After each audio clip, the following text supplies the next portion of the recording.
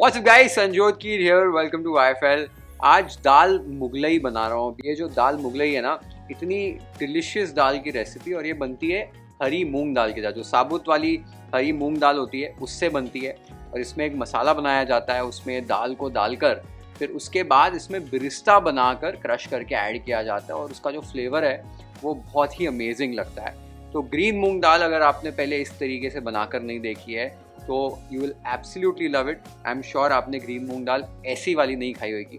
Green मूंग दाल के साथ ना और एक दाल मखनी भी बनाता हूँ, जो हम काली उड़द की दाल के साथ दाल मखनी बनाते हैं, वैसे हरी मूंग दाल के साथ भी जो दाल मखनी बहुत टेस्टी लगती है। मैंने अपनी पकवान दाल की जो रेसिपी थी, सिंधी पकवान दाल, उसमें जो हरी मूंग की दाल बनाई थी वो सिमिलर वैसी तरीके से बनाई थी, तो वो भी बहुत अच्छी बनती है। पर आज मैं दाल मुगलई बना रहा हूँ, फिर इसको लच्छा पराठा के साथ या चावल के साथ खाओ, तंदूरी रोटी के साथ खाओ, बहुत मज़ा आता है। तो दाल मुगलई बनती कैसी है वो देख लेते हैं। तो यहाँ पर मैंने 1 कप अच्छी क्वालिटी की हरी साबुत मूंग दाल ली है। इस दाल को आपको अच्छे से धो लेना है। अच्छे से धोकर फिर इसे पानी में आपको सोक करके रखना है, लगभग 5 से 6 घंटे के लिए, 7-8 घंटे के लिए भी भिगो के रख सकते हो। तो मैंने यहाँ पर दाल को जैसे धोकर भिगो लिया था और इसका पानी निकाल लिया है। अब देख सकते हो दाल हमारी अच्छे से सोक हो गई है।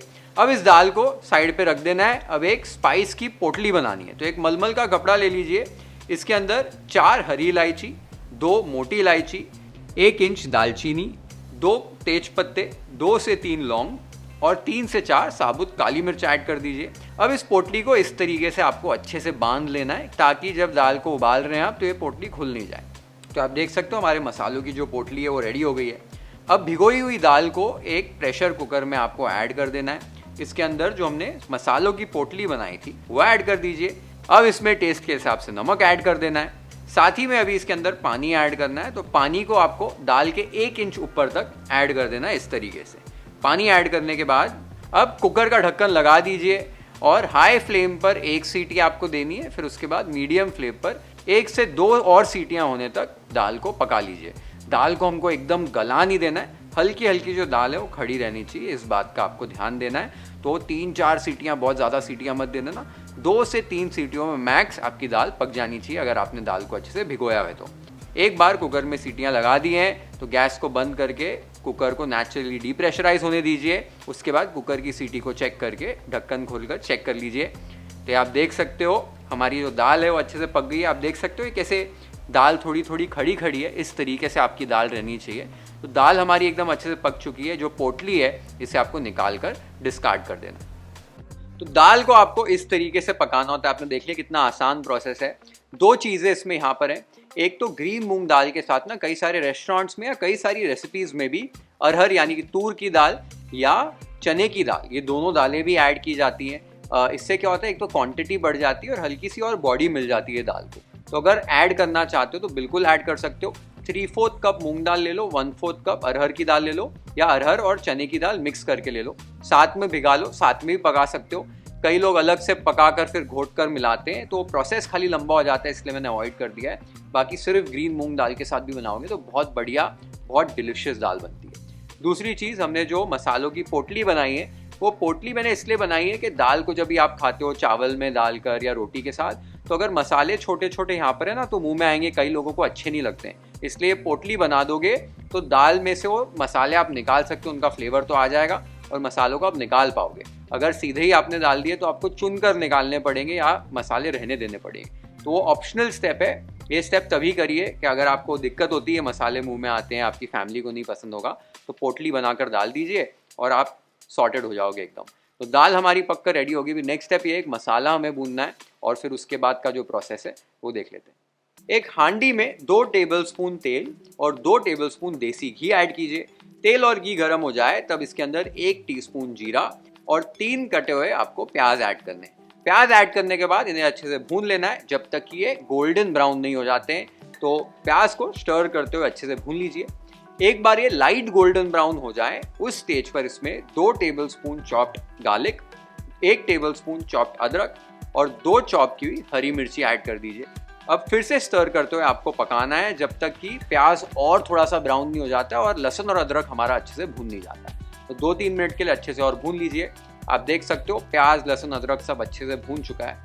इस स्टेज पर फ्लेम को लो करके इसमें 1/4 टीस्पून हींग, 1/4 टीस्पून हल्दी पाउडर, 2 टेबलस्पून कश्मीरी लाल मिर्च पाउडर और 2 टेबलस्पून धनिए का पाउडर ऐड कर दीजिए।